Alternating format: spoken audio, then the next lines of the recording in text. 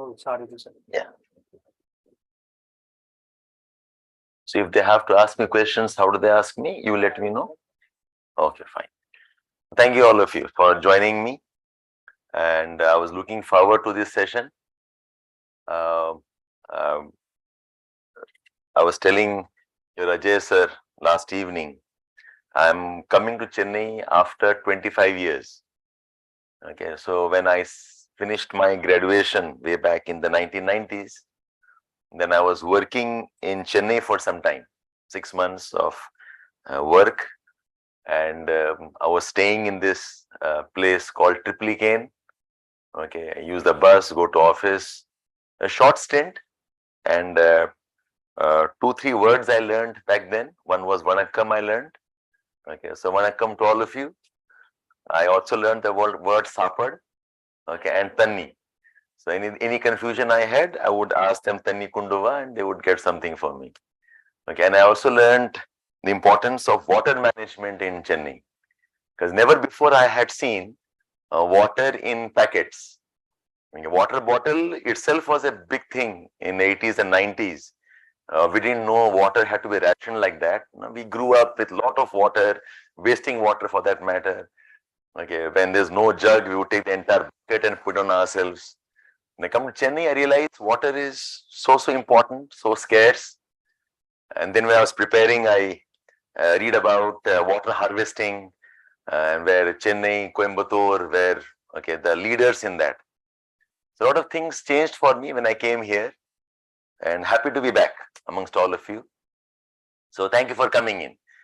And for those not initiated, my name is Shabbir. I happen to be a geography teacher. I started my career with geography, GS, geography optional, then essays. Now I'm all over the place. Okay, as teachers, I think our problem is we love speaking. They ask me, why are you a teacher? What is inspiration? I said, no inspiration to begin with. Earlier it was, I had to do something in my life. Because like what happens after 4 or 5 years of UPSC preparation, suddenly you realize that you can do nothing else.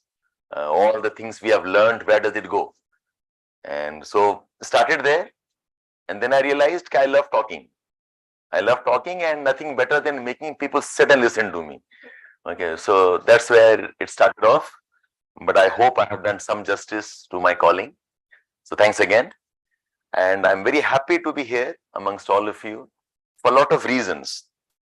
One is, of course, the curiosity part, because I have not taught anywhere outside Delhi. I was called to some places, but nowhere else. So when I had a chance to come here, I said, okay, that's interesting. Well, let me see. Okay, and in my class, I used to have a lot of students from Tamil Nadu, from Chennai. Okay, so we would converse whatever way we could converse in the class. A lot of students have qualified. It was a good opportunity for me. And second reason, of course, is I think you all are very blessed with an institute like Shankar IAS. Because when I was teaching in other institute, of course, now I have my own small humble center, trying to do a bit of my own. But I was part of, I think, very fortunate there. I was part of this institute called Vajiram and Ravi. I was a teacher there for almost 21 years.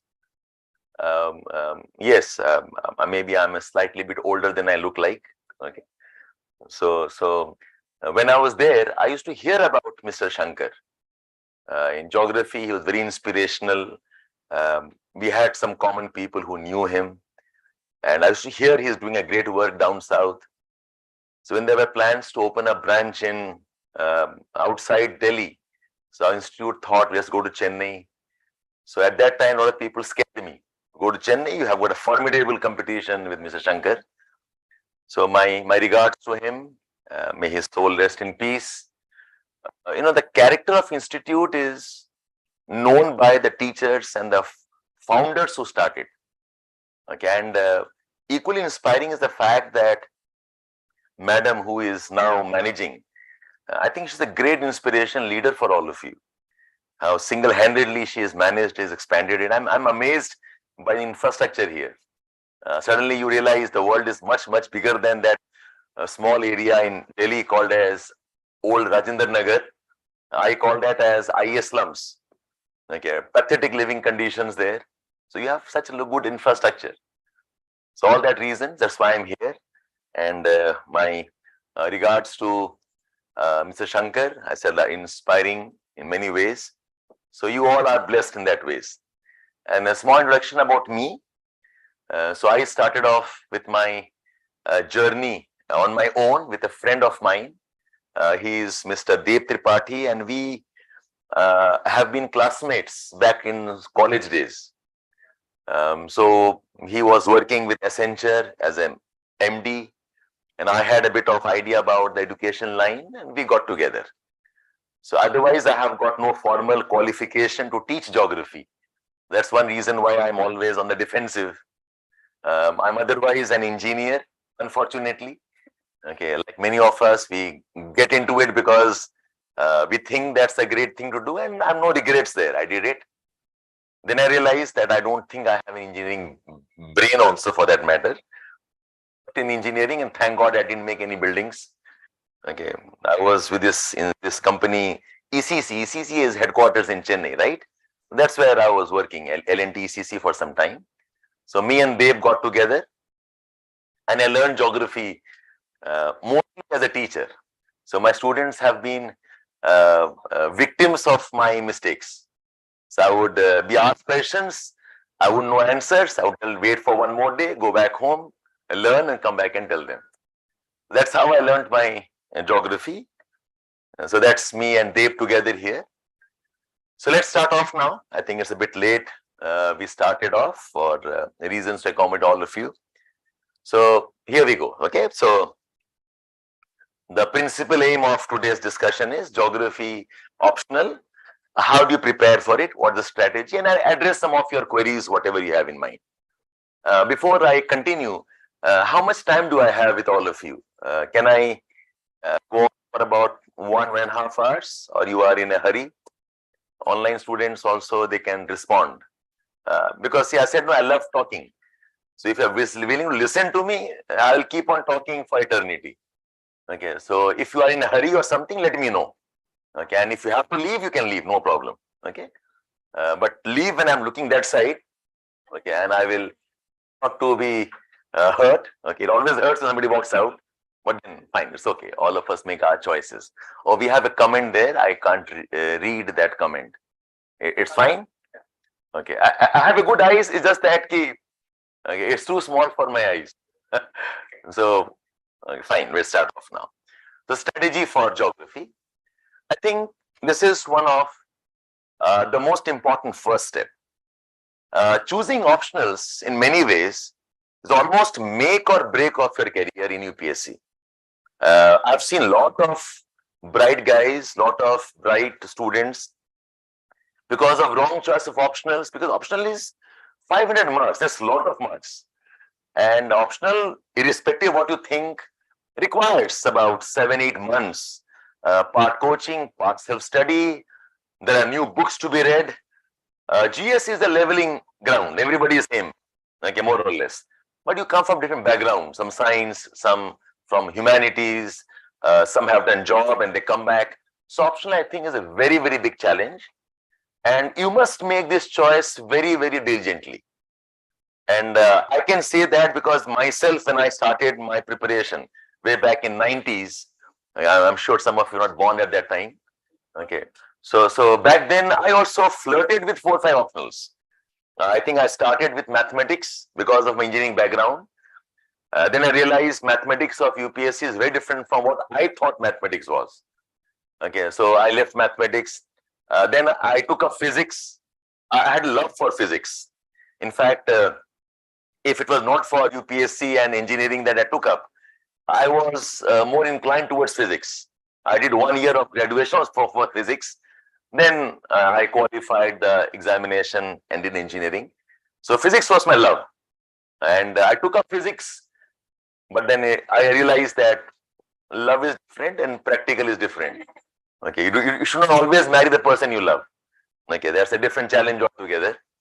So I realized not physics, and I studied almost 6 months, 2-3 months of mathematics I had done, 2-3 months of physics I had done. Then I took up public administration because I thought I'll be an IAS officer. I better know administration. Okay.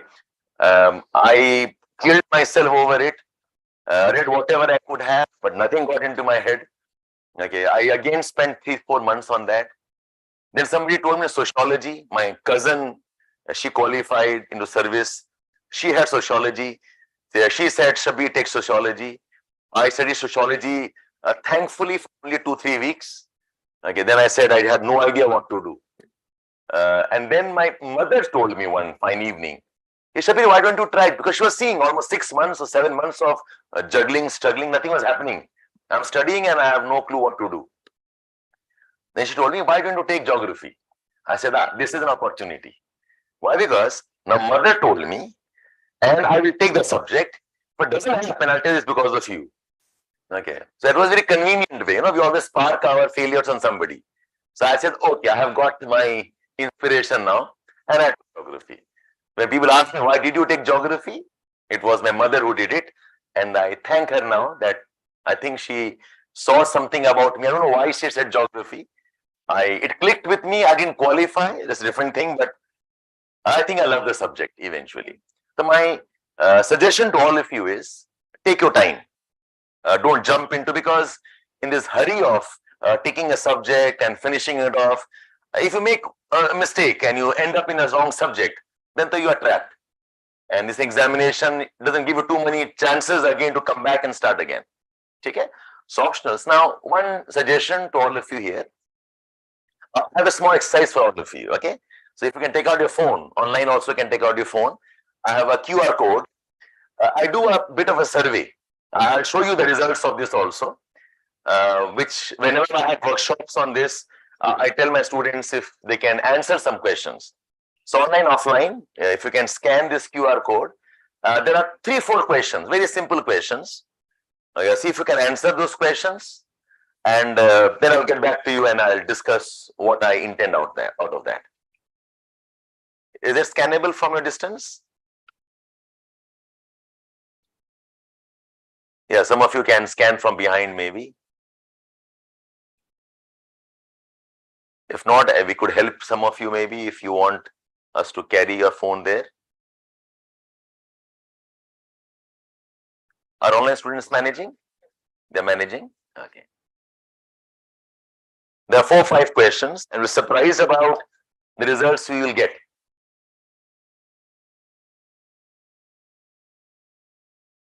Okay, I can move from here. This is more clear maybe. You could try the screen behind you. Maybe it's closer there, if that works.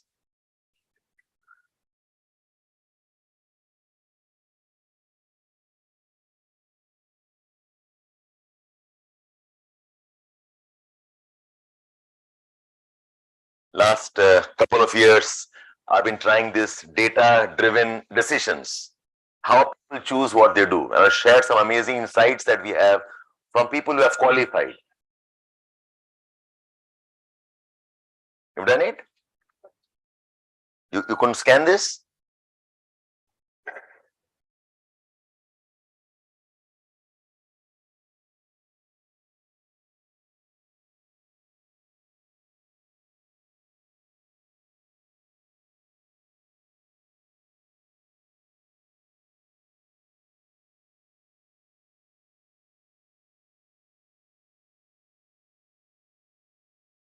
If it's okay, you can use my phone for scanning. Anybody needs my phone? You need my phone? Yeah. And how will you, where is your phone? Then how can you, then you'll get my data. You'll not get your data. That's okay, no problem. If you cannot, you can, no problem.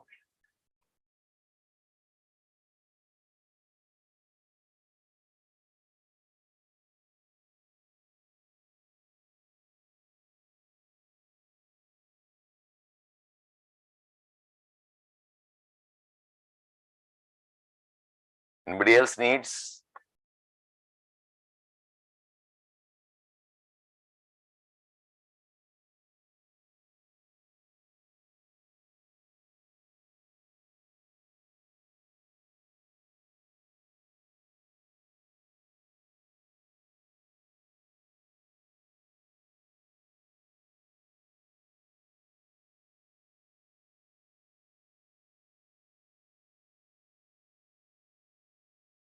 All done?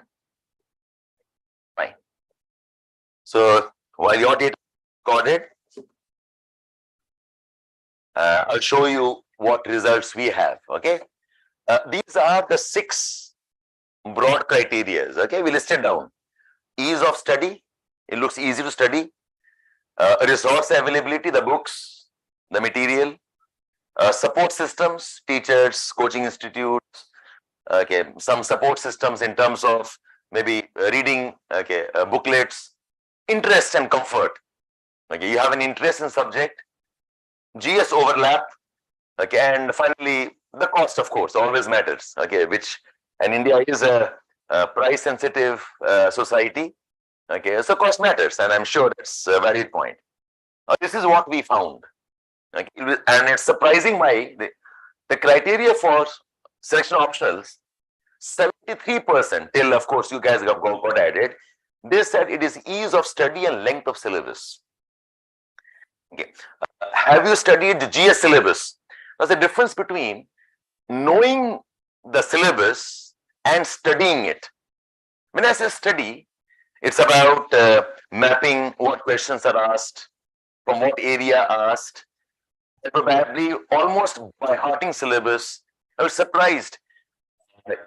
In the ecosystem, even teachers can't recall syllabus. I was surprised in GS in particular. They asked students, "Can tell us, the syllabus of geography in GS?" Okay, they said something. I said, "No, tell me exactly how it's worded." And the reason why it's worded like that, because if your syllabus is not understood, then you're all over the place. Again, I found most of them.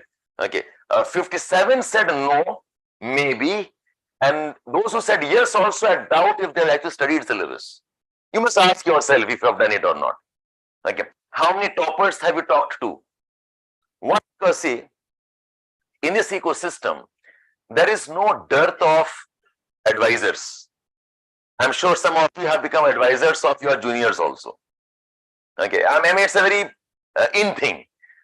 One guy who comes 1 month before in the cycle, he becomes advisors for somebody else. So there's no dearth of advisors, and with YouTube boom and internet boom, everybody is a great scholar in UPSC preparation. Okay, my experience tells me the people who should tell you about subject is essentially the people who have qualified. I mean, it's worth it because it's an examination where you spend almost 3, 4, 5 years of your life. If you call all generations following, your life will change. Your life changing the 100%, but the generations that follow, the entire society you live in, they all get changed. So in this kind of a high stake examination, I encourage to go and talk to people who have qualified. Do what it takes. Okay, if I am starting institute, I should talk to people who have been successful in the institute running. If I'm going to become an engineer, I better talk to some guys who have become engineers. But I found, okay, 78% said they talked to 1 or 2 guys, and most of them said they had no access to talking to the toppers who qualified. And of course, this one, which subject has best overlap? More, 60% almost, geography has a great overlap. I do not know what you have answered, though we will add that in our data eventually. So this tells me 3 things. Number 1, when you make a choice on optional or a study method, most of us do not have a structured approach. We go by hearsay. You talk to this guy, that guy, we have a gut feeling. And this one, ease of study and length of syllabus should not be the criteria when you enter examination of this level. Now, it's a high stake examination. And I'm sure you know the fact the exam is very tough. I mean, if anybody says it's easy, okay, he does not know the examination or is lying through his teeth. Okay, 100, 150, 200 qualify in the proper IAS. Okay, and results 900 results. To say it's easy, it's impossible. So your mind should to start a type of inspired. But if you're I think we have got the whole process wrong here itself. In this preparation, there cannot be anything called as ease of study. You have to get out of your comfort zones. You have to be highly inconvenienced. So people come and tell me, sir, it is difficult, it is unnerving, it is fit. Okay, this examination has no compulsion to make you comfortable. And if you qualify, your life becomes all the more uncomfortable for that matter. So ease of study cannot be the criteria at all. Length of syllabus is a misnomer. Because if the syllabus is not defined well, it will be a short syllabus. If defined, I'll tell you how. Are asked beyond the syllabus. Syllabus you should know, but don't choose by small or short syllabus. And there are some who do interest. Good number of them have said interest also, but this is the how students make choices. Okay, so that is where I begin my conversation here. So if you look at this list, sorry, if I look at this list, my approach will be you should first start with your GS syllabus study and go. What are the subjects? How many questions asked? So environment is a very powerful area of your syllabus.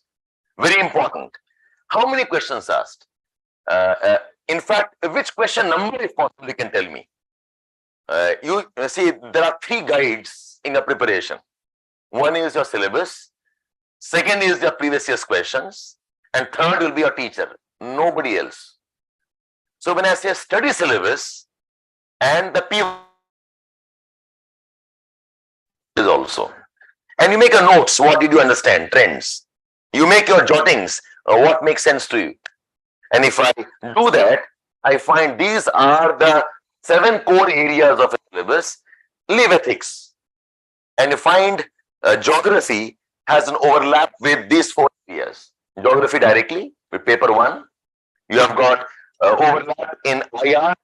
You cannot do IR without geographical knowledge about where what lies. The entire geopolitics. Okay. You cannot talk about earthquakes or cyclones. You cannot talk about heat waves or tsunamis for that matter, landslides or forest fires. Okay, that's geography. And of course, we have a huge amount of geography in the development economy part. Construction, roads, exports, imports, and so on. And that's the reason why students tell us the whole percent, perhaps in more in some ways. Okay, that was pitching the importance of geography. By the way, I know some of you have chosen otherwise. That's perfectly fine. I can only speak as a geography teacher. Okay, so take it with that sense. Okay, I'm not to say that other subjects don't matter. They do matter, and it's a comfort level. But those who are on the fence, you can't decide on which optional. Those who are unsure about should you go for geography or not, I'm pitching it for them. So, and that's the reason why most of environment teachers are teachers. I also in the GS back in my institute, I am the teacher for environment. I also teach IR, and I also teach topics of development economics. Okay, we have a test series running. I handle that. You have some questions I need to answer online? Okay, fine. Take it. So that's about this overlapping. Now, imagine whatever age bracket you are in. God willing, if you guys qualify within,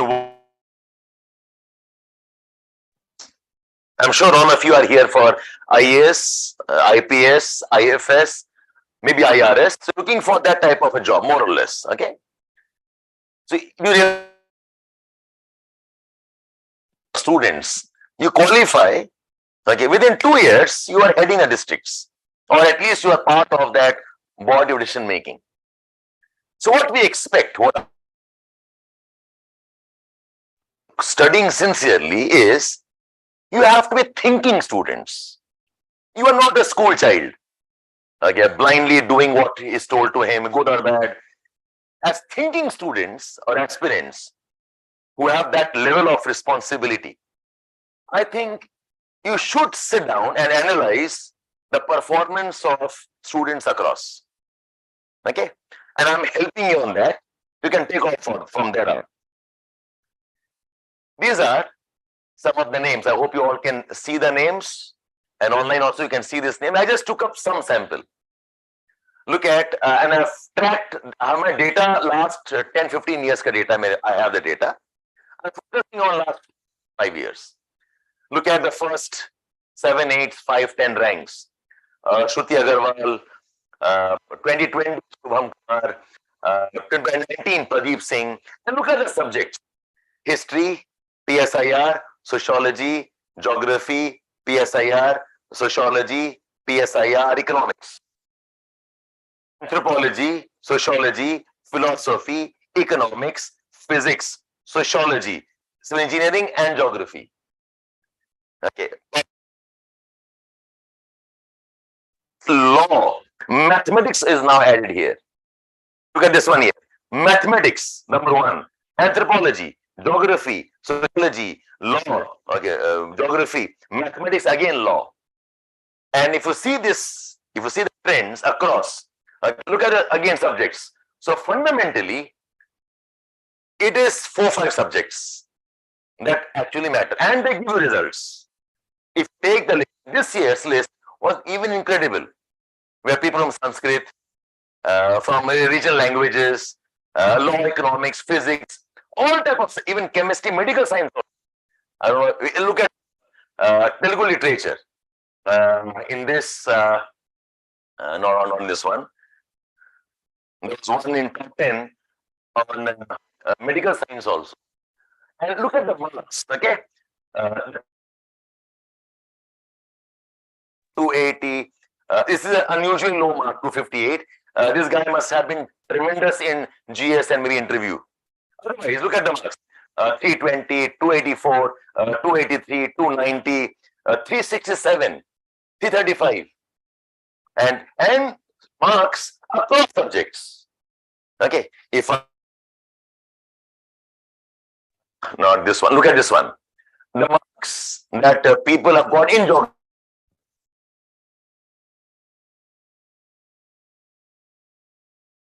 have been my students also.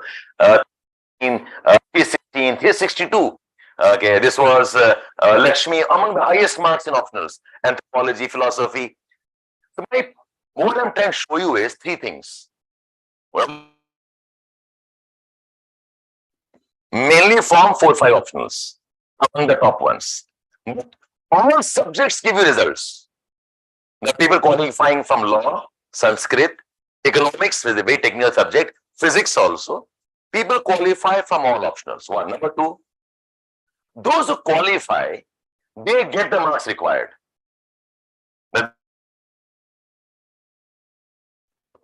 And those who qualify, they touch and cross 280, 290, 300.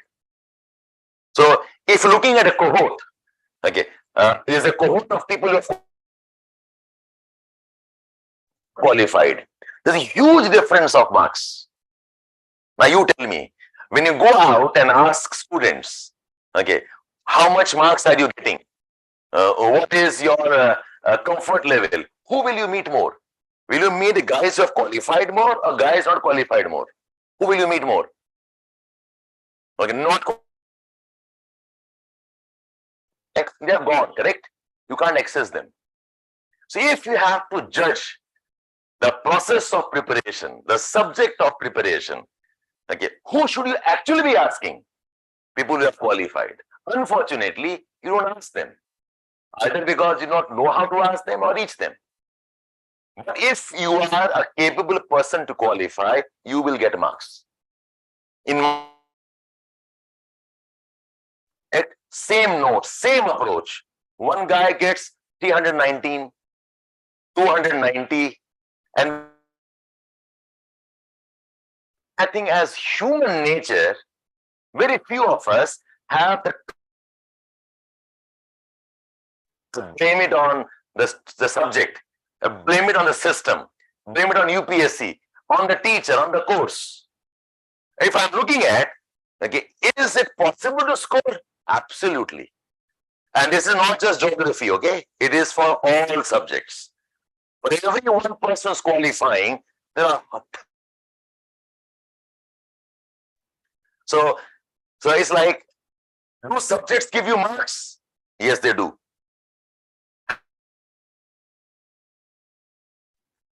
But is it easy to qualify? I say no. So this data, and I can go on this. Most of you from science background, I'm assuming, okay, some of you, I'm sure, engineering background also, you can appreciate numbers better. Now look at this number. From subjects, how many people appear the subject? Look at this. Geography, people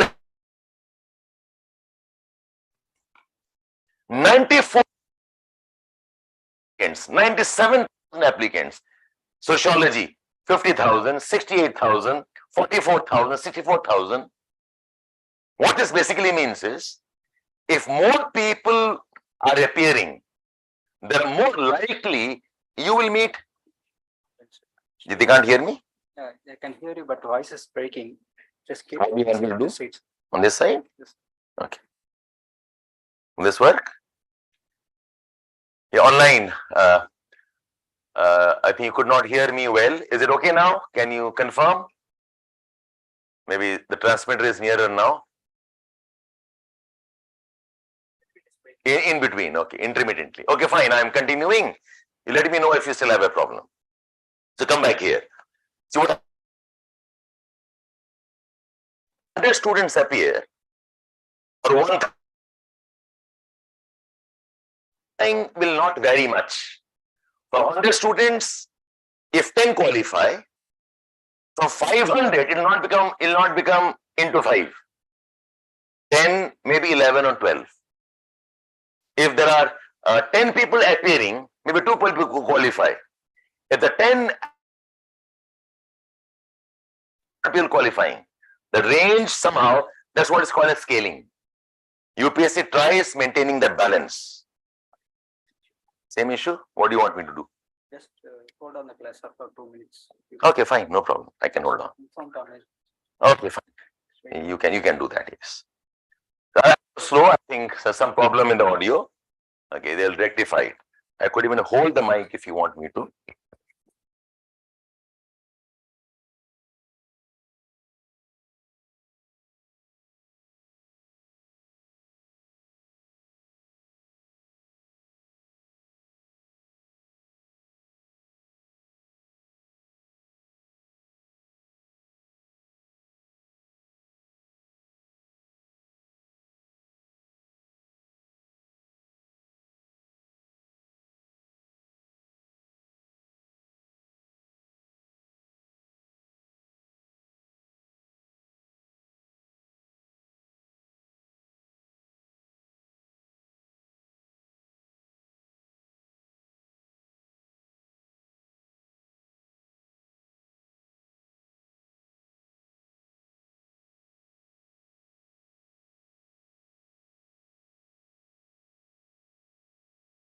Guys, they'll hear me when they hear me.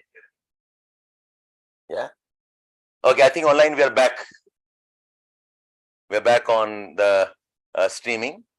So the objective of saying this to all of you is that for examination, which is as intense as it is, as demanding as it is, if you start the journey with too much of doubt and tentativeness, it will destroy energy. It's like every person has a fixed amount of energy. That energy can either be used for doing a productive work, or the energy is used for all type of negative thinking. End of the day, it's the same energy. So when I'm saying this, I essentially want you to appreciate 3-4 things. Number one, do a judicious selection of a subject, optional, after studying every trend.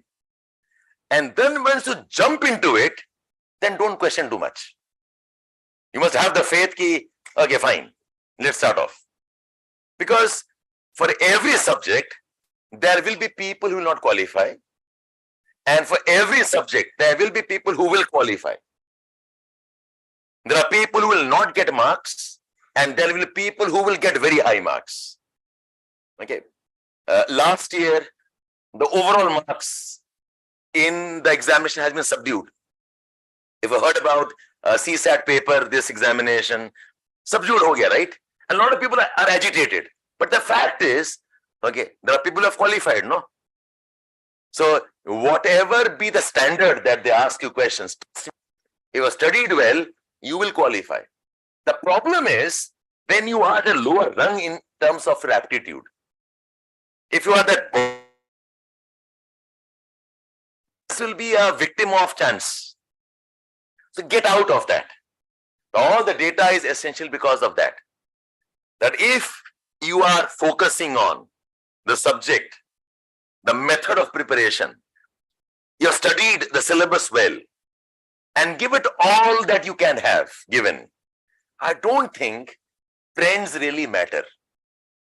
Okay. So student asked me, sir, should I pick up subject on trend? I said, no, don't. The main criteria should be your interest and the support that you can get. That's why all of the data to tell you how many students are appearing and how many qualify, what subjects do well, what marks are they getting.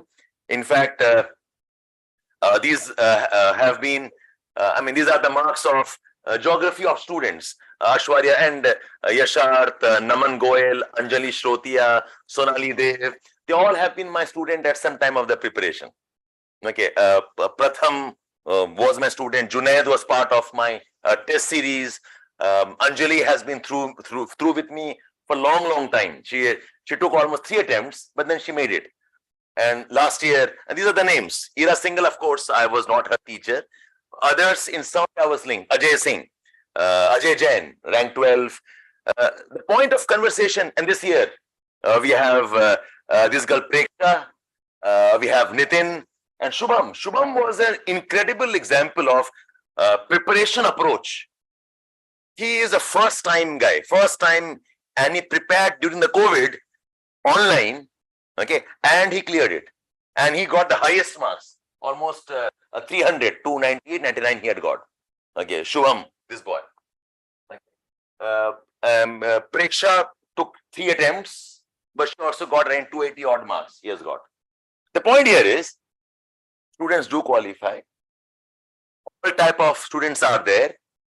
You choose according to what you think is interest for you. And why interest is so important, because while you are preparing for qualifying in the first attempt, how many of you would want that? Raise your hand. How many of you would want to qualify in the first attempt? Yes, and that's nice. You should aspire for that. But the reality is, be ready for second, third attempt. Okay, and second, third attempts means you must read the same subject at least 15, 20 times. And you cannot read the same subject if you don't have interest in it. Simple logic. If I give, you'll go to sleep. So forget about easy paper or not easy paper. Forget about whether it is convenient or not. One very important criteria is convenience. So convenience in terms of comfort level, whether you can identify yourself with yourself or not. And that's where I say a lot of engineering students or science students have a natural affinity towards geography. Why? Because it has a semi-science base, around 10-15%, plus the huge overlap that we have with GS. So I hope I have given you a method how to evaluate your subject. Don't take a decision right now. Take your own sweet time. Go back and study. You want some data, I can supply it to you. Okay, but choose it according to your analysis. Not because he told me or she told me or sir told me, not because I'm inspired by somebody's success. No, it has to be your choice, your method, your conscious decision. Then it will work for you. If you take a subject and keep on debating, getting swayed by other opinions, you'll only spoil your energy, nothing else. Okay, so that's where I said this part of the conversation. Okay, so this is the takeaway for you. Have faith in yourself. Okay. It is not the subject; it is you, your interest and your efforts.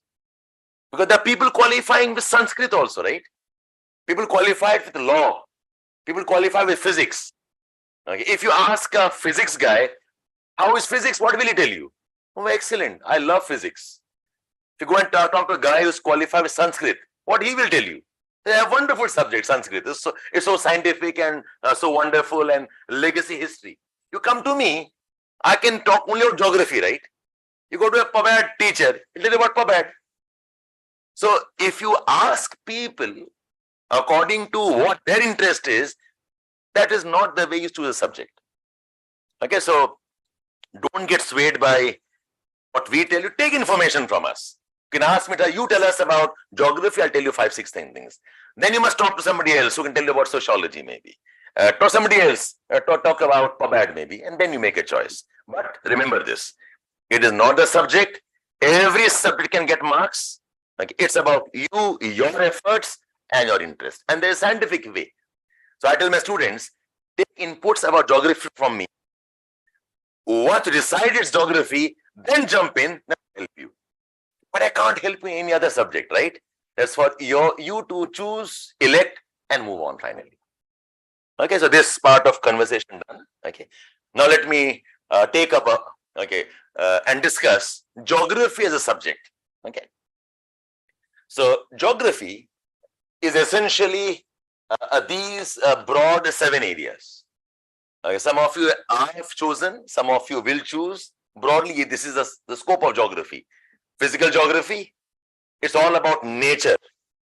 Environment geography, ecosystem environment, biodiversity, soils, forests. Economic geography, all development angles. Population, settlements, urban, rural. There's a philosophical area called a geographical thought. Political geography and regional planning. Planning is a very important part of geography, because ultimately planning is what? Where the resources, industries, how can we have infrastructure, problems of urban areas, rural area, combine them together, we get planning. So one of the core themes of geography is planning. Planning for rural development, hill area development, planning against disaster issues, planning for security, planning for agriculture, planning for infrastructure, planning for geopolitics. There's a big area. Planning is very, very applied in nature. That's why I said geography has an overlap with economy and development. I mean, as a teacher, if I was not teaching geography, I would be teaching economy, because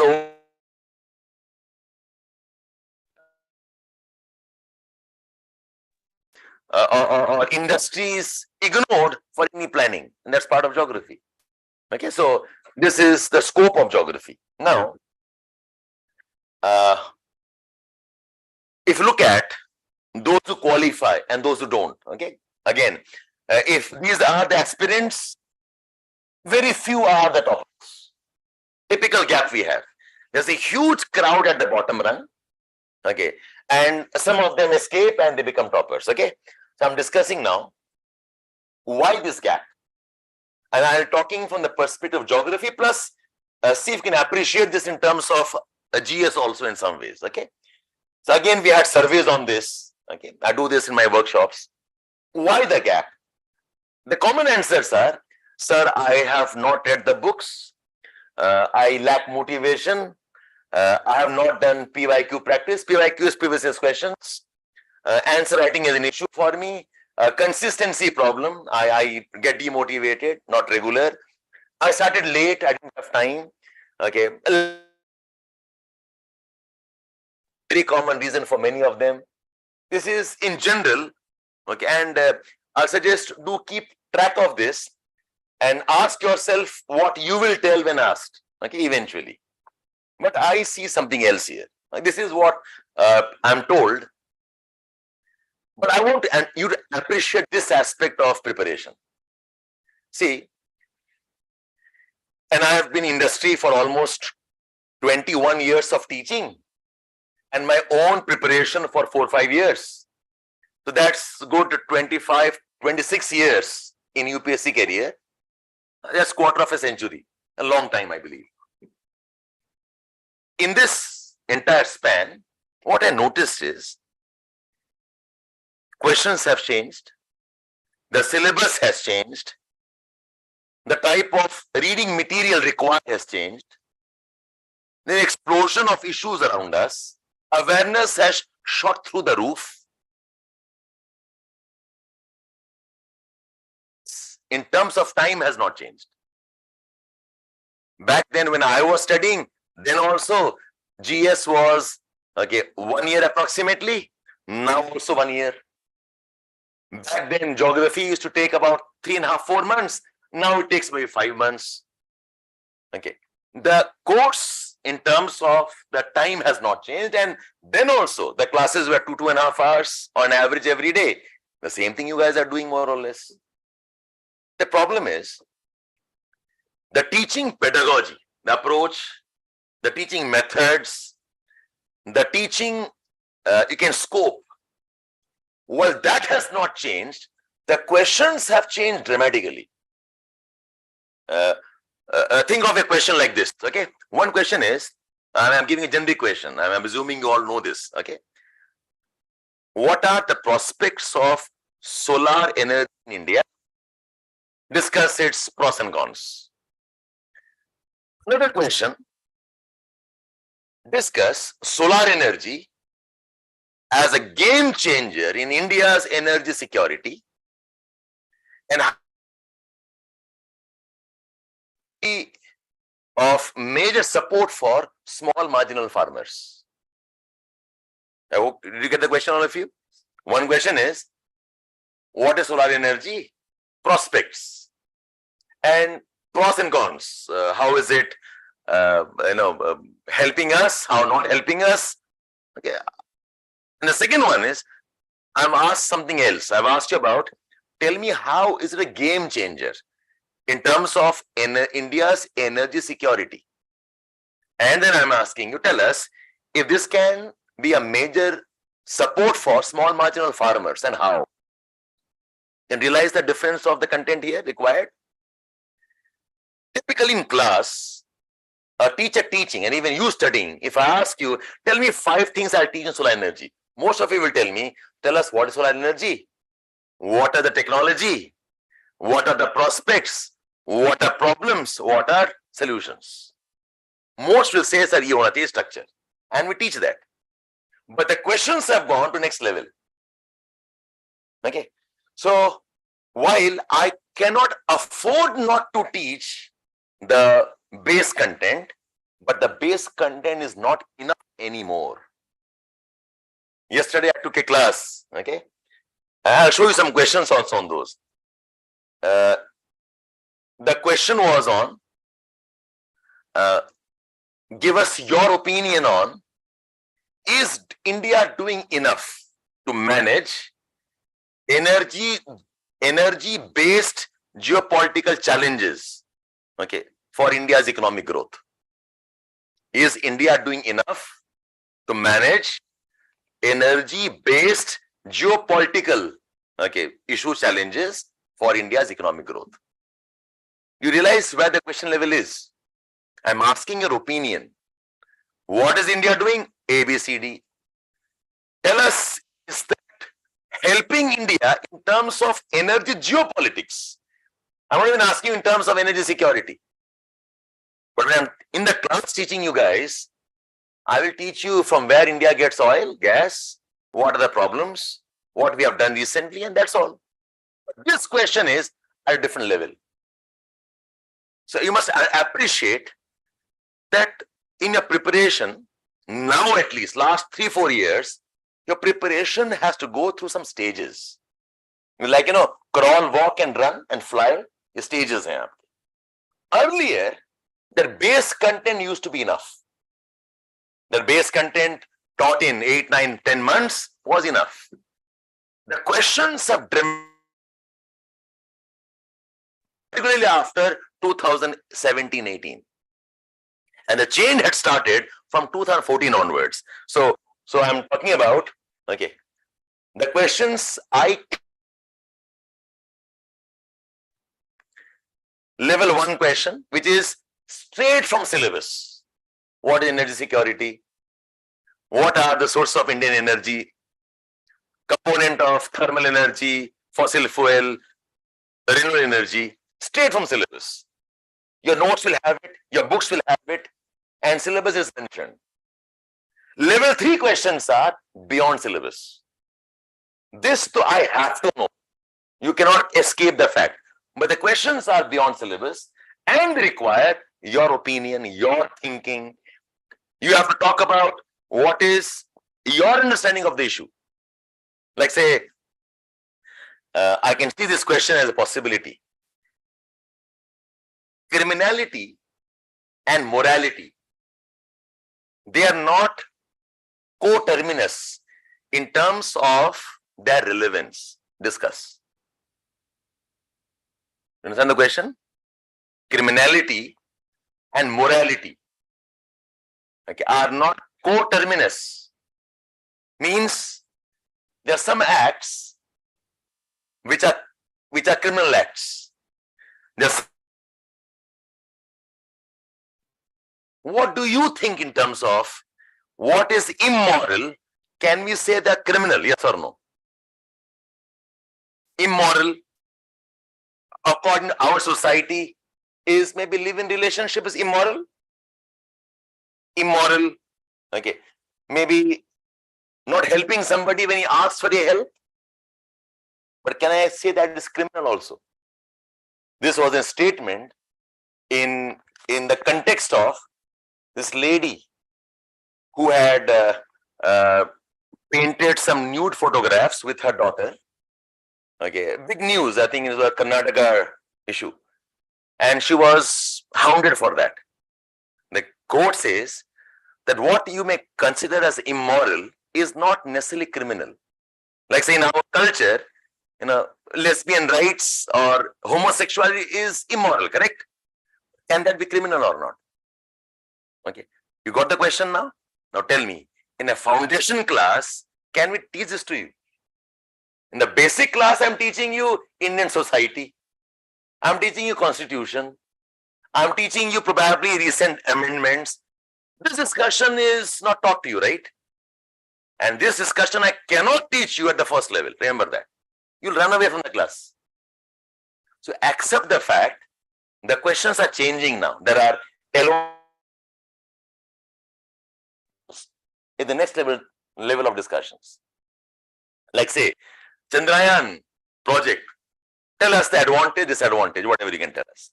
But if I ask you your opinion, do you think developing countries like India should be in missions? Okay. What is your opinion? That's an L3 question. Your opinion is required now. And as because this topic is in news, so maybe some of you have read this.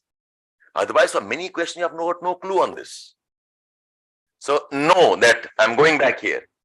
There's something called as core foundation understanding and something called as advanced understanding. I hope I have given a difference here. Okay. So the 3 and L2 is like a transition question. Okay. Not straight, but it is not as tricky either. From syllabus, but not as tricky.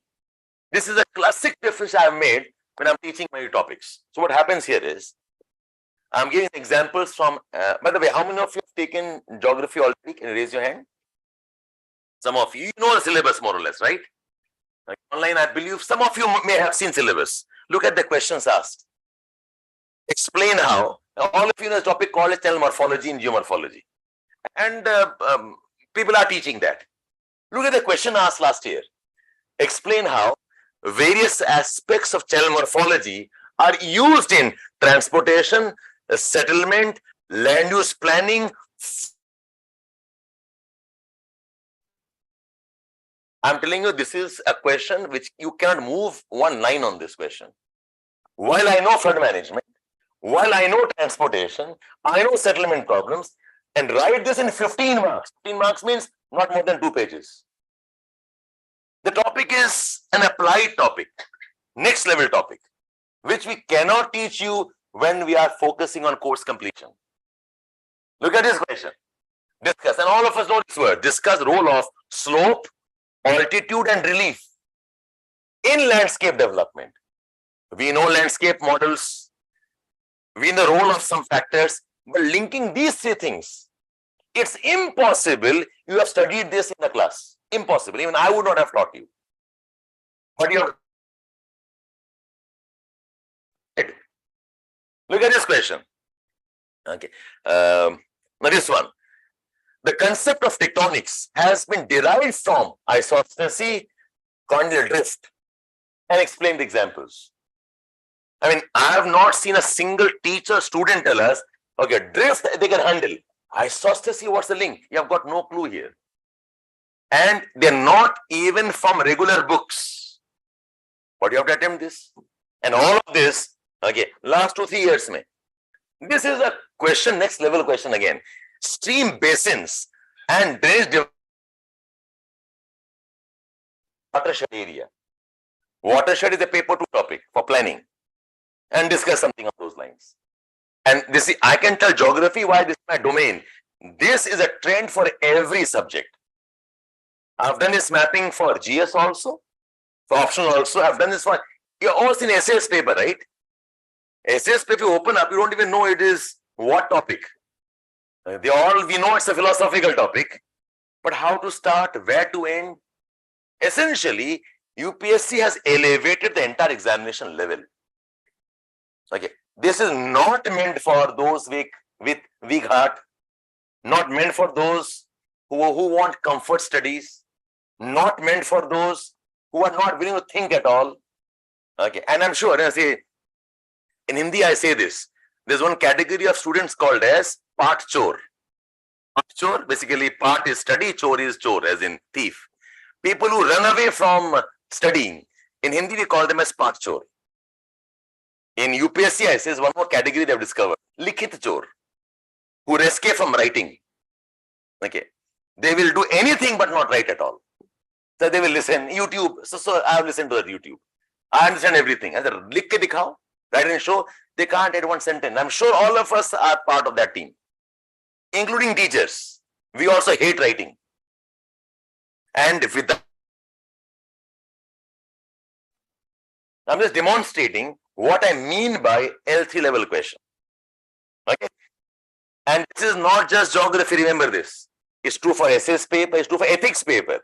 And you've seen this year's CSAT paper. Okay. And I do not think UPSC will come down in terms of level. Why? Because, you know what they have done? My daughter is in class 9th, 10th. And I was seeing her, I try teaching her whenever I can. I was seeing some questions on English language and history.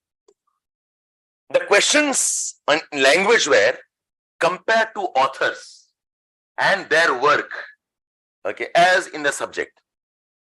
One author is a poet, he had written some poem. Another guy is a short story writer. And the question examination was compare, contrast the styles for a class 9 student. Class 10th, NCERT. Yeah, that one of the greatest innovations of modern society is the concept of nation states. And in India, the nation state development took a lot of time, the roots of which is in India's national struggle. In UPSC, they can ask, they can give the statement and ask you to comment on this. And they have asked questions in school at that level. If I ask you, tell me what is nation state? And tell us how nation state is the biggest innovation of our political system. How and why? And that chapter tells us Gandhiji's biggest contribution was that he contributed to the building of India's nation state. Comment on this. Understand the level of question asked there? You think it is UPSC high level. The school level has gone through the roof. Last years, we were analyzing the CDS paper and the NDA paper. Even the questions there have become elevated. which means I doubt if the UPSC level will come down anymore. They're elevating it. Accept the fact. That's why I tell the students, you guys are fighting for CSAT tough, CSAT tough, said nothing doing. UPSC will not listen to you. UPSC is not employment generation program, remember that. It's not your adhikar.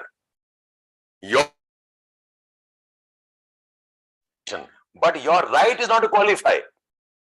UPSC is not there to absorb you because you're unemployed. They want bright, smart guys to run the country. And if I am there as the government, I'll want the same thing. You can't qualify out, go out. So they are elevating the standards and across subjects. I don't think it will become any easier. This is for you to understand first. So the questions will be thinking level questions. Okay, questions. And we did analysis we have done. In geography particular, I've done this because that's what I'm discussing now. In the last 2-3 years, L2, L3 questions are almost 70-80% of your syllabus questions. Go and do the same thing for GS also. If I was here for GS workshop, I would have done that with you guys. Sit down and ask yourself, which are the L3 questions? You'll be surprised how many L3 questions they're asking you now. Like, I hope I have set that benchmark for all of you. See, as a teacher, I can do two things. One is, I can play this down and I'll tell it'll happen. Don't worry, keep studying. I'll give you a zone of comfort. The second is, as a teacher, I'll start by saying, hey, don't take it lightly. This is the standard we demand out of you. Let's see how we can do it. So I as a teacher does not want to downplay this level. Because if you downplay it, you will get surprised after 1 year or 6-7 months. I want awareness to be there. And it's unfortunate that many of you have not even seen or studied this like this. People ask me, so what's the difference between a regional center and centers in Delhi? I think this is one of the differences. But I can see Shankar IAS has taken care of some of these L3 level questions also. So okay, that's the analysis here. So I propose the preparation should be 2-stage preparation. One stage is what I call as the foundation level. Foundation level is essentially syllabus completion. The basic books, the basic notes, the constitution, India's history, the economy, all the concepts around social issues. You understand India's art culture. That is your foundation. A lot of foundation is definitely inspired from your school studies. That's why we keep telling read NCERT. That's a strong foundation. The foundation in GS can take you approximately 10-11 months. In geography, it takes about 5.5-6 months. Foundation content. But the foundation content will not help you qualify. When I compare, I think, by the way, how many of you are from engineering background? Raise your hand. So almost half of the class here, and online I'm sure. Or at least you know about this, okay? Now look at the analogy here. Think of IIT entrance examination and the class 12 syllabus. You'll find there's no difference. The topics of class 12 are examination. Which, I'll ask you now, if you're topper of class 12, you have studied all topics very well, can you qualify IIT? You cannot. Same topics, but the treatment of IIT is much, much higher. The same is your foundation and your next level. The foundation is like your class 12 course. You have to read that, master it, but that will not help you qualify. In geography optional, okay, I say there is the foundation class. Typically, I take 6 months to cover. Not good or bad. There's the teachers who do that in 4 months also, 5 months also. But I have my limitations. I was taking the course for 4 months. Over time, it has increased. Okay, so for me it's going to be 6 months, in which approximate division is physical geography 75 days, environment geography 10 days, economic geography 15 days. It's almost mapped. Approximately 80 days, plus or minus some days, depending on maybe I had a vacation or some holidays, but that's time we take. And over 50 days, where physical geography 15 days, environment geography 5 days, again I have mapped it. In this advanced course, we teach you the next level questions along with answer writing, along with your practice revisions and all of that. This series also is part of this one. The one thing I want to differentiate again, dekho, while all of us know answer writing is important, I'm sure all of us know this. All of us know that we have to give tests. But then the mistake that we do is we assume that tests that we give during the foundation course is the test that you need. The answer is no, because see, if I ask a question like this, cell morphology, how is it important for transportation, settlement, or flood planning, important for water issues? This one question has 6 themes that they are covering. You can't answer the, and most questions are interdisciplinary. When I'm teaching geomorphology,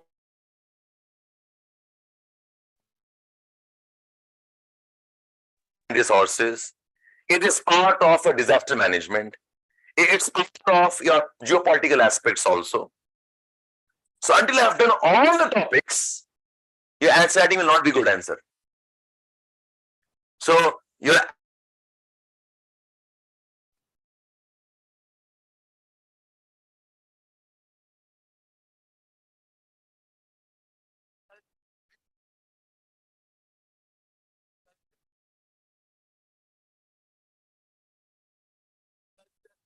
development, then I can link the topics. When you are giving tests, while the course is going on, those tests are essentially progress tests. What I mean by that is, I'm testing what I taught you. Did you understand or not? I'm teaching like, are you keeping pace with me or not? But that is not exam level test. The one I say is your progress test. Another is your exam readiness. They're two very different things.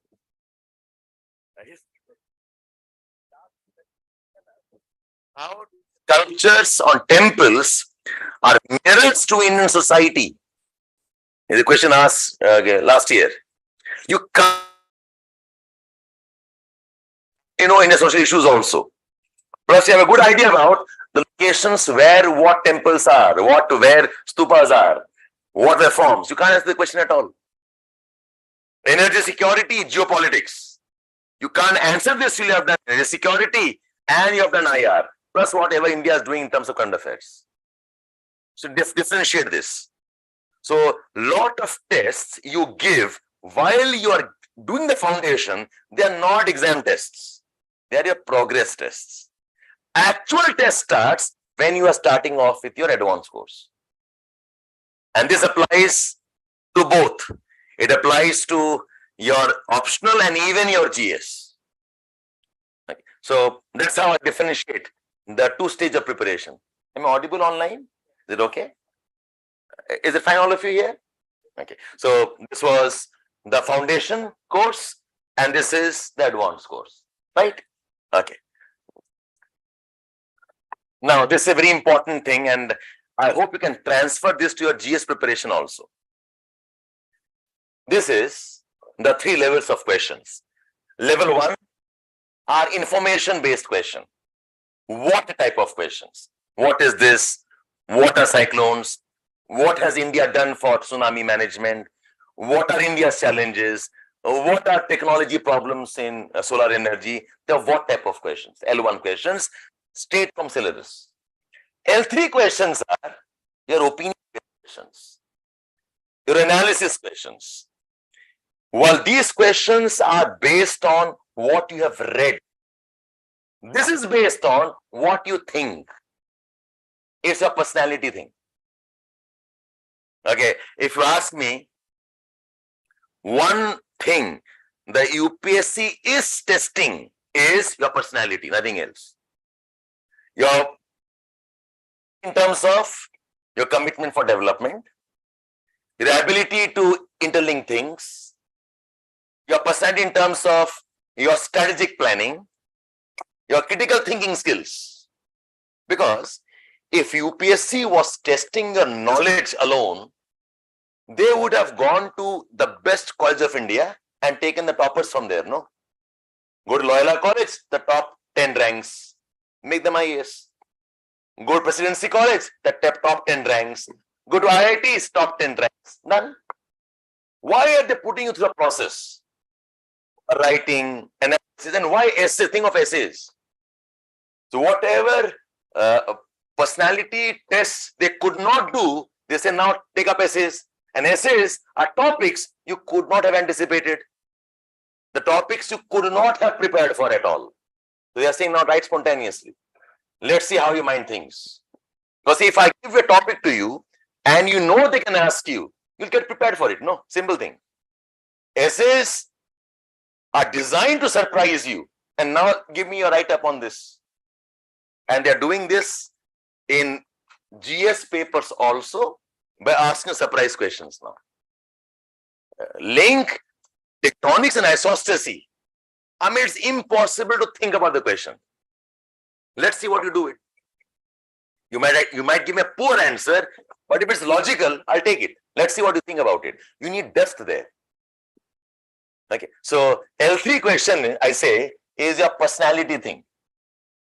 Okay. So when you're preparing for the examination, you have developed that development sensitivity. I wish I had more time. I would have taken up an article in Current Affairs and I would discuss with you how an article should be read. Okay, what to pick up from the article, not simply mining facts. Mining facts is what your YouTube channel guys are doing, what content you are getting is doing. But thinking on the questions is this level of preparation. At least be aware of this. How to do it? God willing, if I get a chance and the systems allow us, we can think about it. Okay, but be aware, okay, that this is what they're doing. So the typical approach we generally have is you prepare from base towards top. My approach is you must do this, but also start developing like this. This is what we call as transitional approach. Okay, I give a content, you memorize and you write down. This is an analytical approach, the why approach, the vision approach. I'm trying to establish the fact why you have to go beyond the foundation course. And this applies, as I said, for everything that you're doing. Your GS work, your optional work, whatever setting you are doing. The beginnings can be level 1 answers, level 2 answers. You ultimately must graduate towards this. Okay, that's the approach I would recommend. Okay, now I have found an acronym for this. Okay, it's entirely my indigenous creation. Okay, I call this as the UVA approach. UVA as in U is understand the topic. V is the vision of India's development, the vision of what is liberty, the vision of what's democracy, and A is the approach, the applied aspect. Okay, what can you do about it? And U as in, your personality. If this idea gets ingrained in you, that UPSC preparation is not syllabus completion, that's the easiest thing you can do. UPSC preparation is not current affairs coverage. It is not simply newspaper reading. It is something much more where you must elevate your personality itself. And I'm telling you, 100%. I've interviewed so many of them, and many of them, touch wood, have been part of my classes. Those who qualify, they are a very, very different personality. Very different from the regular students who otherwise have some other type of issues. So be aware of this thing. Yes, initially Your focus has to be course completion. Do the notes diligently. Memorize the facts wherever you can. Okay, yeah, you have to read the basic books. That is the base content. On that, you develop a personality. That's why I always say this. The preparation actually is very easy preparation. You know why? Because most people are not able to transit on this side. Most of you get trapped at the base level itself. If you know some small tricks, how to elevate yourself, the game is over. Others can't keep match. So the examination looks very tough in some ways. Okay, but if you know that nuance, the technique, how to elevate ourselves next level, it's a very easy examination. It's difficult not to get a rank if you are aware of that next level. Okay, so anyways, I have found an acronym that works for me. Okay, and I'm focusing on this aspect. So your advanced course gets into this one. Your enrichment content is about this vision approach where you're applying whatever you have read. Okay. Having said this, now this I think is whatever I told you till now, that's part of appreciating examination in terms of what's required. Now this I think is a very important part of setting a process right. Okay. So I'll share something, you decide whether it works for you or not. Now this is, I hope you all can read this. Can you? I'll read out if you have, because I know it's a bit too small for most of us. Okay. So you a timeline in terms of months, the years 24, 25, and this is what you should do. And I'm talking about geography for now because that's my mandate. Okay. Some other session maybe GS. So you are now here. Geography foundation 6 months will take me 6 months from August up to January end. Okay, or maybe early Feb, 6 months. This is not enough. There is a part called a geography advanced course. Okay, and if you are giving a prelims, the time between prelims and the mains, you know how many days is that? Anybody knows? How many days? Come on, you should be knowing your fingertips. So approximately, yeah, 90 odd days. If generous, maybe 100, but 90 approximately. May end is examination, June, July, August, and mid-September is examination. Okay, effectively it's less than 90 days because after giving a prelims, you all will go through at least 20 days of trauma.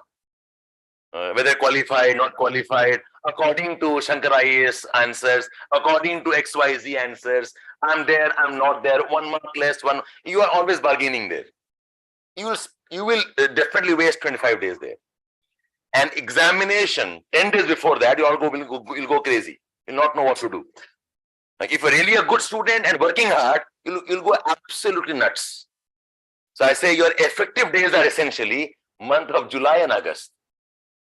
Because June you will spend debating whether you have qualified or not. If not qualified, you'll have another 1 month of mourning. And if unfortunately you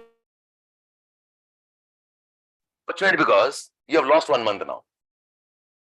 So you effectively have month of July, month of August. So if I look at actual study days, it's just about 70 odd days. In 70 odd days, can you learn answer writing? In 70 days, can you learn answer writing? Can you learn essays writing? Can you finish the higher level content? You cannot do that, right? Acha. That's one question. Second question I'm asking all of you is, before prelims, how much time should devote only for prelims? Any ideas? 4 months, 3 months, 5 months, somebody said. How much time do you need for prelims exclusive preparation? 3 months, 4 months. So if the month of May is the examination, at least March onwards, though I will say start from Feb itself. Feb, March, April, or whatever May you have, right? So if you must start prelims preparation from Feb onwards, and after prelims, you have 70 days for mains readiness. By when should you finish your mains preparation? Got the logic here, all of you here? You cannot afford to leave the mains preparation for after prelims. After prelims is hard. Memorize. Revision, memorize. Give test, memorize. That's all. So if you are giving your prelims in the month of May 24, by when should your course get over? Jan latest, correct, all of you?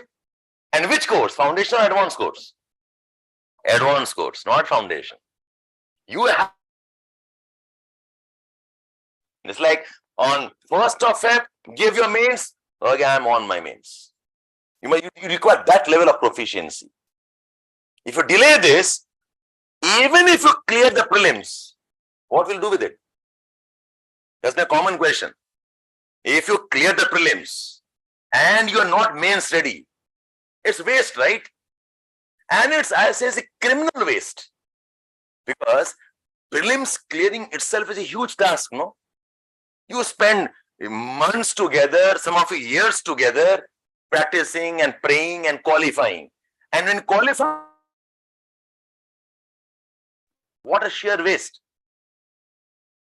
So if you're giving a prelims, the approach has to be, I'll give the prelims when I'm mains ready. Not that I'll think about mains when prelims are over. You don't have time for it. If you start now, foundation is done, advance is done. Okay, and you have got Feb, March, April, what I call as prelims program. Whatever you're doing, give mains revision program. Okay, mains revision, whatever you could not do it now.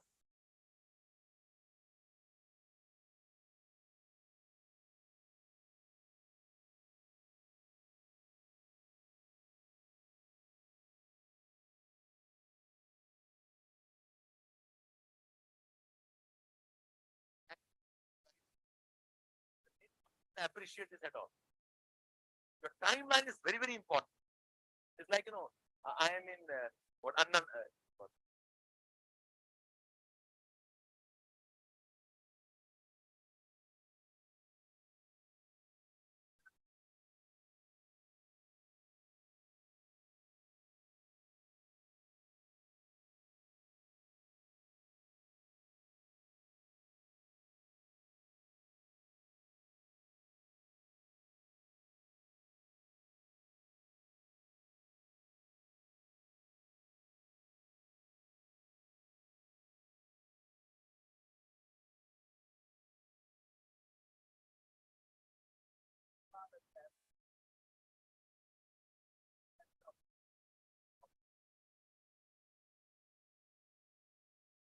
So your method depends on you knowing your timeline properly.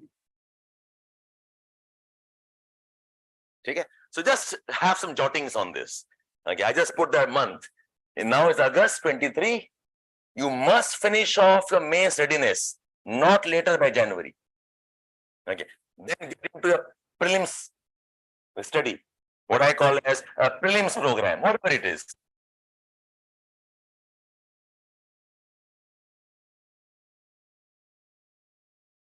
And then, of course, you can get into your interview preparation. That's the cycle that you need. If your mains course is going on up till March, April, that year's attempt is over. You have no chance. And when I say mains ready, I mean both. Like I mean foundation and I mean advanced. Answer writing, tests proper, and advanced concepts of L3 level. Is it okay, all of you?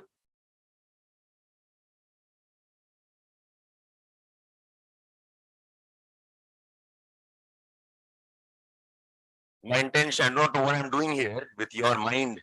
My intention is not to scare you or confuse you. My intention is to tell you what the reality should be. Then you go back and plan what is to be done. How you will manage, how many hours you will study, what course will you join, follows after that. Okay? So if you are doing a GS also, same approach. You must finish GS by Jan. I think you guys are having 5 hours of class, most of you. It's required. You have got no other way out there. And do it that way. Fine. Can I move on from here now? So you wrote it down, okay? May I give you the PPT if you want? You can take it from there also.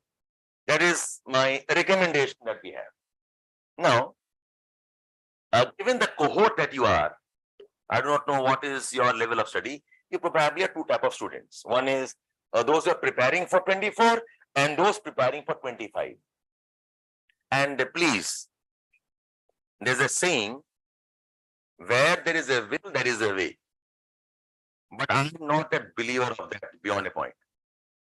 When we say these quotations and unnecessarily burden ourselves, it's like I'm standing on the balcony of 10th floor, where the will, there is a way, and I want to fly. Again, I'm flapping my hands, and I believe if there's a will, there is a way. I flap and I jump out of the window. What will happen? Okay, you'll fly in the next birth itself. Hope that you are born a bird. So where the will, there is a way is a nice idea, but also be pragmatic there. Don't get into a pressure unnecessarily. So if you think you can do this, go for it, but not a blind idea. If you think I must wait and do this, then do it. It has to be your conscious choice. As institutes, we are not supporting. But what works best for you, think on that, talk to your teachers, talk to your mentors, and make a wise decision. Okay? Nevertheless, I said, there are two of you who are there. 24 attempts and 25 attempts. Now, my recommendation is this. If you are a 24 attempt student and you are starting, okay, your optional now, or maybe it began a month ago, then you have no time for the advanced course. What you should do is do the foundation course in January. Parallelly, you are doing GS course, you're doing according to doing.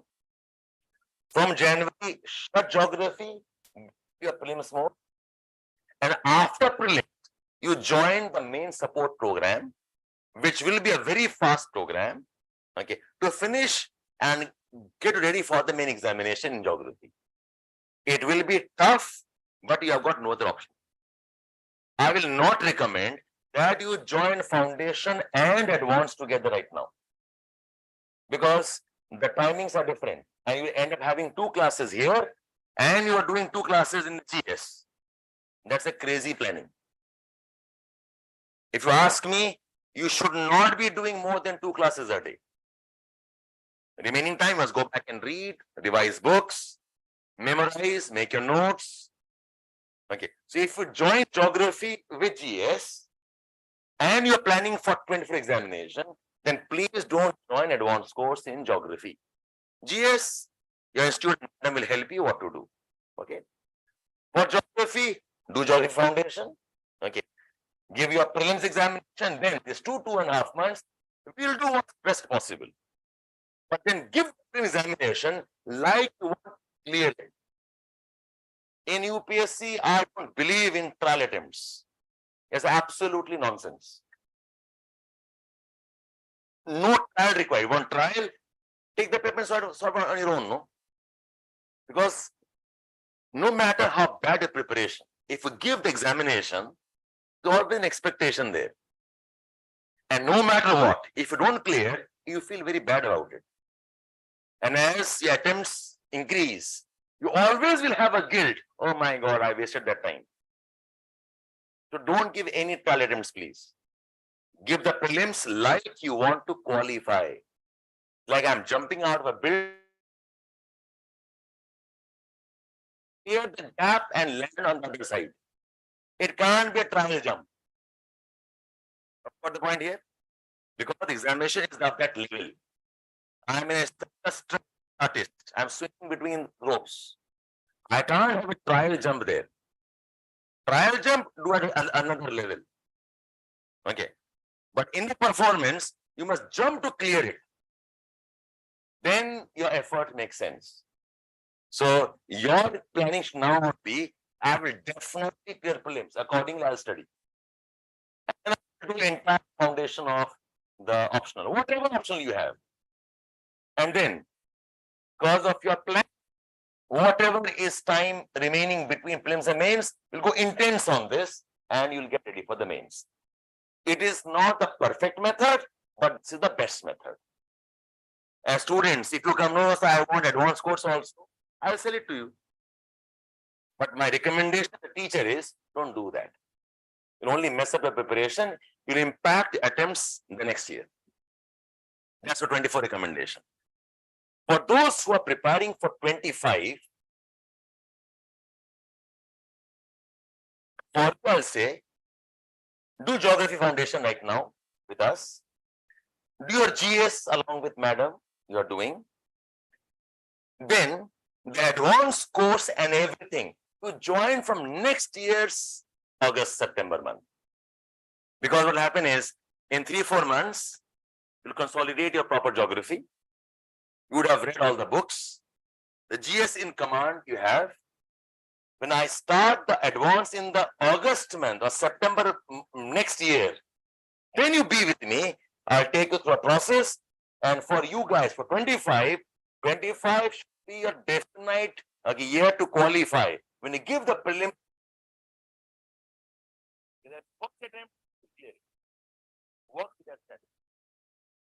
those in 24 attempt, okay, try your best. Try your best. If you want to qualify, be pragmatic, okay, be wise there and accordingly study. Is it okay, all of you? Any questions here? So yes, so I'm repeating, geography, we have 2 stages here, and I explained why you need 2 stages. And the timing is important. When you must start off with what stage? Any questions you want to clarify? Offline, online? Any questions you want me to ask? You want me to clarify? Answer? Fine. So I think if you have, you can let me know eventually. Okay. So I've explained this to you. So winding up the conversation, my suggestion is don't look for the easy way out. Easy way out is fooling yourself. Easy way out is conning yourself. आप अपने आप को धोखा दे रहे हो. There's a process to it. There's a scientific method to it. And people who qualify, they're capable of doing that. And one of my students told that to me. And I appreciate that. I'm sharing with all of you. In a class, there are 2 types of students. One who we call as rankers. They'll work hard, different way, and they will clear it. The other group of students who we call as bankers. They are for helping me make money. You decide where you want to be. Every ecosystem runs like that. As teachers, my job is to convert you into a ranker. But to do that, use your mind, your understanding. Be a blind student. The one thing I repeat in the class every time. We want thinking students, aspirants who can think, understand the process. So all of this is to help you understand the process. Take a leap and done. So no easy way out. Be rational. You think, you choose, and hang on. There is no shortcut. There is a process, you can't bypass that. There's a method to it. Do it properly, you'll qualify first, maximum second attempt maybe. And my recommendation to all of you will be, when you enter the UPSC preparation, be willing, give 2-3 years of your life. It takes time. Partly because our school systems are not really up there in terms of UPSC demands. And that's the reason. Our IT entrance is at another level, but schools are not there. That's why we need a gap preparation called as your coaching institutes. The reality is the level is high. Type of mathematics you are taught, reasoning you are taught, CAT examination another level, no? The reality, don't crib about it. UPSC in some ways is the mother of all examinations. The requirement is really very high. And I have seen people qualify, people coming from very regular backgrounds. In fact, the toppers sometimes qualify because it requires a persistence. It requires commitment there. Be willing to give 3 years of life, and it's never a waste, trust me. I have not begging on the streets. Today, UPSC career is giving a lot of money also in terms of salary. Crazy money. Okay, the starting salaries in institutes can be as high as 1 lakh, 2 lakhs, 3 lakhs also. If you give one interview, okay, in Delhi, it's a crazy salary you get. And I'm happy. Why? Because it attracts good talent then. So don't be scared about, okay, if I don't qualify, what? Okay, life will give you a chance, but do it properly. One. Number two, be cognizant of fact that this is a very long process. In a long process, you have to get 3 things right. Your approach has to be right. You have to have realistic timelines for yourself. And third, the support system must be right. It's like, if there is a small half-degree difference here, by the time I'm launching my rocket, I'll end up in Mars. Okay? Small distance, a small error I can rectify. But long distance, a small error here can take you somewhere else. UPSC is the long distance marathon. That's why I use this adage that when you're running very, very fast and very, very sincerely, make sure you're running in the right direction. Because if a direction is wrong, you'll end up at wrong place faster. So get your process right, get your timelines right, and make sure you have people and support systems. One small mistake here, okay, you'll end up messing up your entire your preparation. Not that your life will become bad, but the preparation will be destroyed. And UPSC, it's difficult to come back and start again because it's a tedious thing. So always nice to start in the right way from day one itself. Course correct whenever possible. That's one recommendation to all of you. And third, spend time studying the previous questions, okay, studying from the right sources. I'm a big fan of studying from the books, okay, because notes alone will never suffice. Keep this in mind and you're on. Now, one last conversation before I wind up. It's almost time. Okay. There are issues about how to teach. When I was invited here, I've been very excited. Like I said, it's a new geography. I'm exploring whether I can teach beyond Delhi or not. So when Shankar IAS reached out and Madam reached out, more than happy there. But the problem is, I cannot be physically present here to teach you. It's not possible. So what we are thinking is a type of a hybrid model where you must study live. I am not a great fan of recordings every time. Recordings if it doesn't work out. Otherwise, be part of live classes. So I think we are thinking on the screen teaching and live interactions. You can ask your doubts to me. I'll clarify the line itself. And I'll come down with me and my team. We are 3 teachers.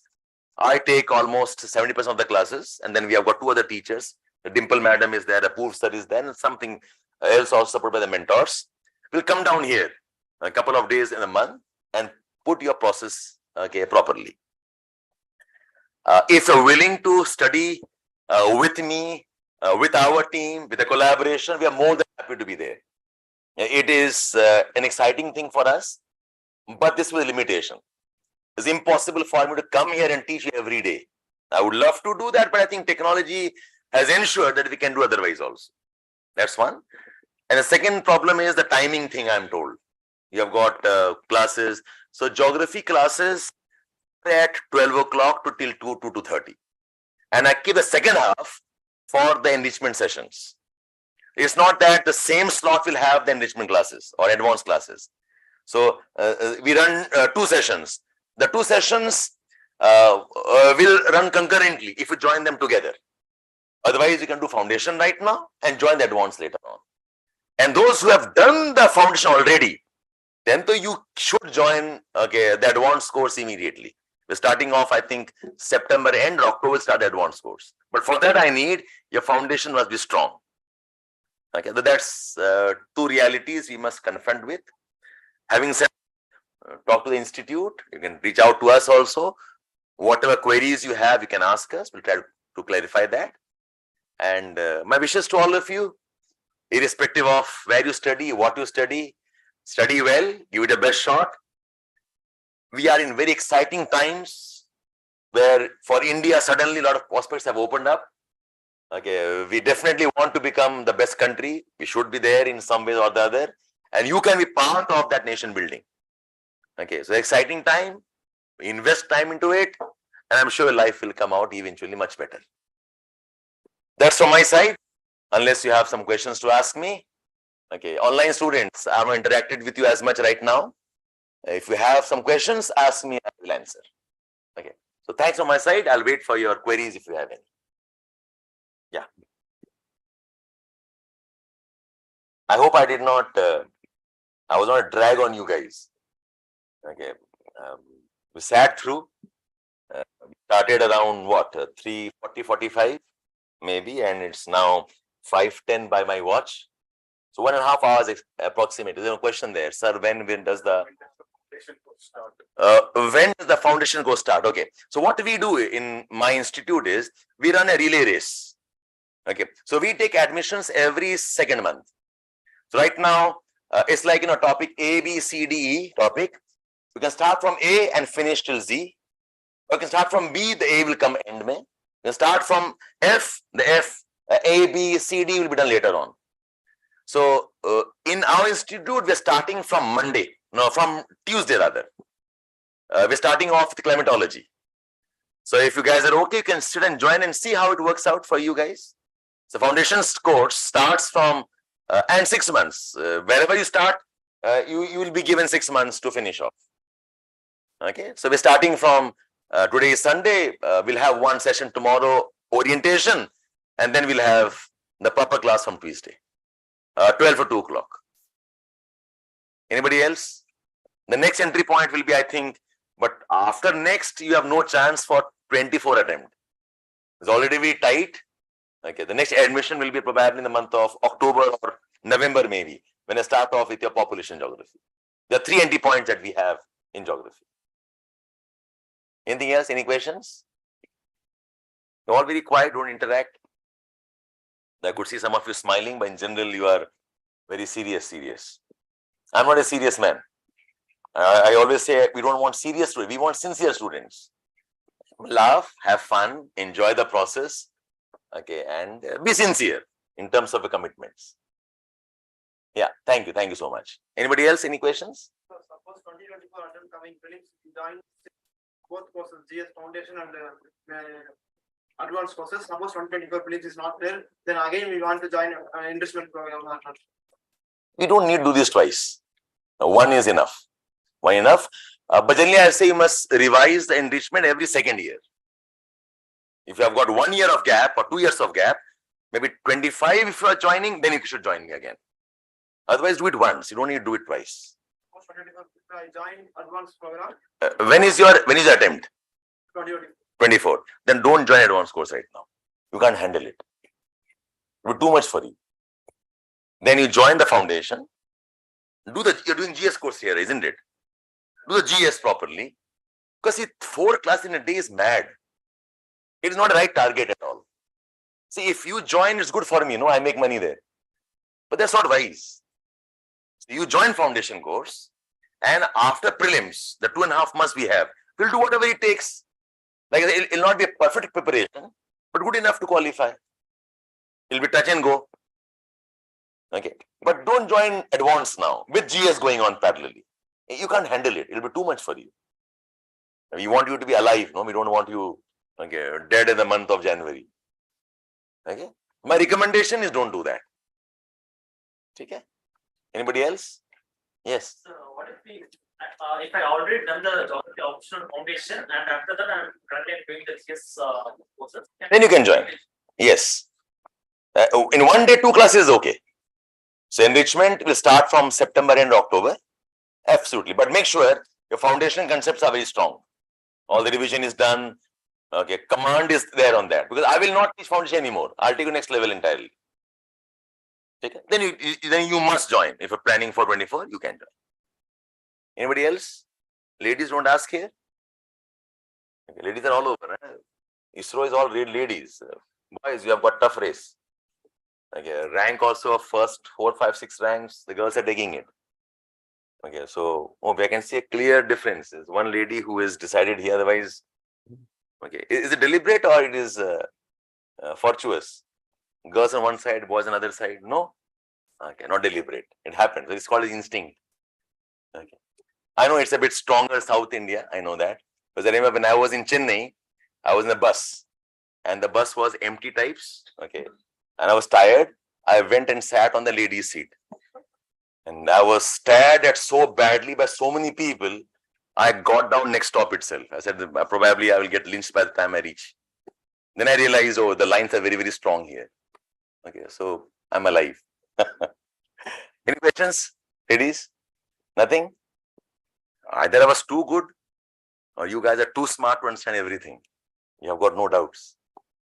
Online, any questions? There's one question there. What was that? Schedule of the course. So what do you want exactly schedule? You want the day wise? So we have that. You can check up our website and maybe I'll share with the Shankar IS Academy also. I'll give the schedule to you, no worries. Okay, I can't mention right now, but we have a schedule.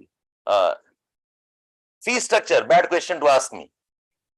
Okay, so fee structure is next department. I am the teacher, I'll come and teach you. Okay. So that's next question. We'll handle it afterwards. Anybody else? Yes, tell me. Yes, yes. Live courses are also recording. Yes. But my suggestion is, if recordings you are doing, then do it same day. Okay, don't keep it afterwards. And if possible, be in the live sessions wherever possible. It's a different experience altogether with the doubts getting clarified. But you'll get recordings also, yes. Available within a week or maximum. So if you are online students, we'll give you for the entire duration of the course. But if the students are offline with us, we give them recordings only for 3 days. Because my belief is recordings, if you keep it eternally, it's like, you will keep on ignoring and doing it afterwards. It never happens then. So offline students, if you are there, okay, like in Delhi, then you get only 3 days recording. Online, which you will be, most of you, live, will give you for the entire course. Anything else? All good, nice. So we are done, Ajay sir. Anything else, you can let me know. Okay. So my pleasure being here. Have a lovely preparation. My wishes to you, and God bless all of you. Bye. Thank you so much.